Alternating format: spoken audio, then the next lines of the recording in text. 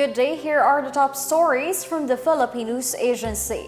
The House of Representatives approved on third and final reading the proposed 6.3 trillion pesos national budget for 2025.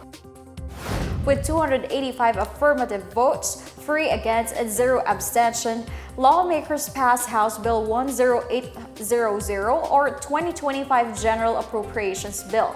The bill swiftly passed both second and third readings on the same day after President Ferdinand R. Marcos Jr. certified it as urgent. In a letter sent Tuesday to House Speaker Ferdinand Martin Romualdez and Senate President Francis Escudero, Marcos urged Congress to fast-track the passage of the 2025 Gov't to ensure continuous government operations, proper fiscal allocation for key programs, responsiveness to emerging challenges.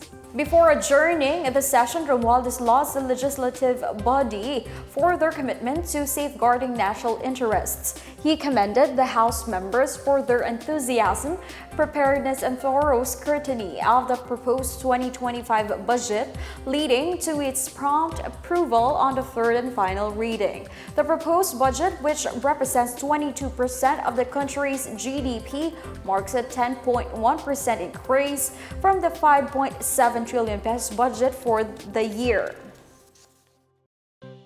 The European Union has commended the Philippines for its excellent work in strengthening bilateral relations.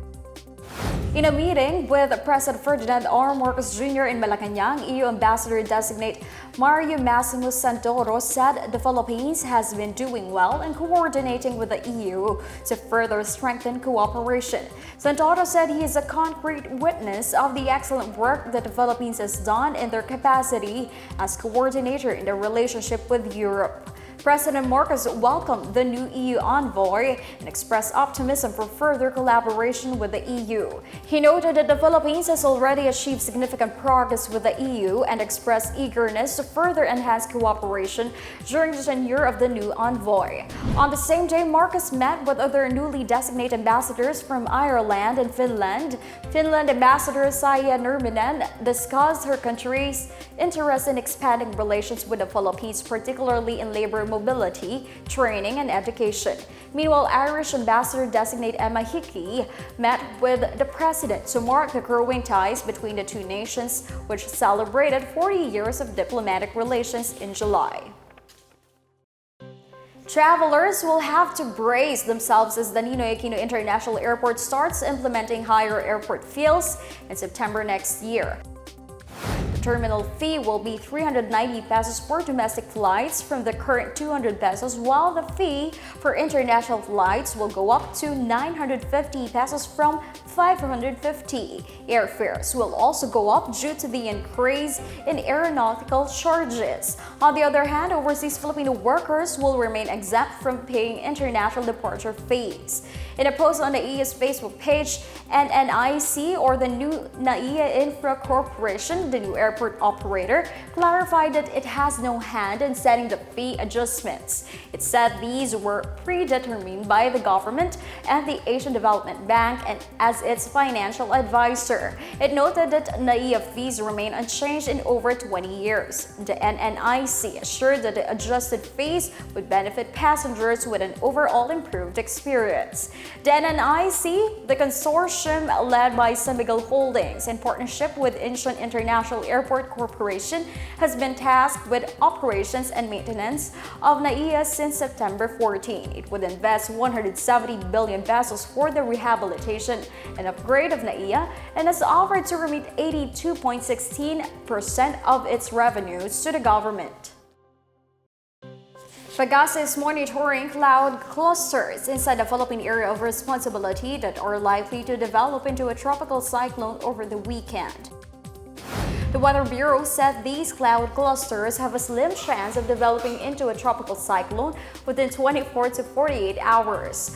Once they develop into a cyclone, the weather disturbance will be named Julian, the 10th storm for this year and the 6th for September. Julian is likely to affect northern Luzon.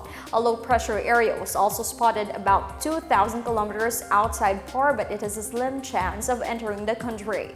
Meanwhile, the Intertropical Convergence Zone will bring scattered rain showers and thunderstorms over Palawan and isolated rain showers over the Visayas and Mindanao. The rest of Luzon will experience isolated rain showers caused by localized thunderstorms.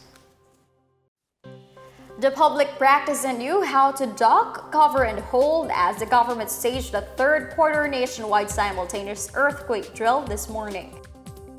Defense Secretary Gilberto Teodoro Jr. and Social Welfare Secretary Rex Gatchalian led the earthquake drill in Barangay Capitolio in Pasig City. Also participating were the National Disaster Risk Reduction and Management Council Response Cluster, Metro Manila DRRMCs, and local government units in NCR, Central Luzon, and Calabarzon.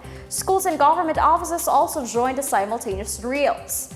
The NDRRMC said the drills aim to increase awareness and preparedness among the public in case the country experienced a massive quake dubbed as the Big One. Authorities tested the harmonized national contingency plan, which simulates responses to a magnitude 7.2 earthquake hitting the greater Metro Manila area. The drill also tested the readiness of government agencies in mobilizing government resources. And that's the latest and biggest stories on the Pna Headlines. For more news updates, visit our website, pna.gov.ph, or our Facebook and X account, Philippine News Agency. The Pna Headlines is also streamed via the Silvisha Facebook page. You may also watch the Pna Headlines through the Philippine News Agency's YouTube account and via the News and Information Bureau website under the Pna News. It's 90 days before Christmas. I am Stephanie Civiliano. This is the Pna Headlines, bringing stories to unite the nation.